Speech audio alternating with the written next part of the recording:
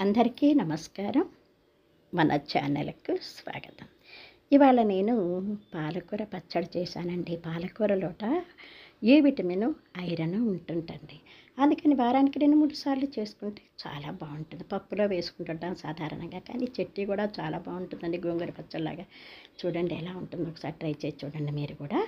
ఏం లేదండి, పాలకూర శుభ్రంగా కట్ చేసి మంచిగా కడిగి పక్కన పెట్టేసుకొని, తర్వాత బాండీ పెట్టి బాండీలో ఎండుమిర్చి, మెంతులు, ధనియాలు, వెల్లుల్లి వేసి చక్కగా వేగనిచ్చేసి, తర్వాత మిక్సీ జార్లో వేసేసుకొని, తర్వాత అందులోనే కొద్దిగా పోపు అలాగే ఉంచుకొని అందులోనే పాలకూర, తర్వాత పసుపు, సాల్టు, చింతపండు వేసి చక్కగా వేగనిచ్చేసి మిక్సీ వేసేసి, తర్వాత కొంచెం నూనె ఎక్కువ వేసి పోపు వేసి అందులో ఈ చట్నీ వేసి ఒక 5 నిమిషాలు ఇట్లా మగ్గనిచ్చి వేడి వేడి అన్నంలో తిన్నారనుకోండి, అబ్బా ఎంత బాగుంటుందో. మరి ట్రై చేసి చూడండి మీరు కూడా.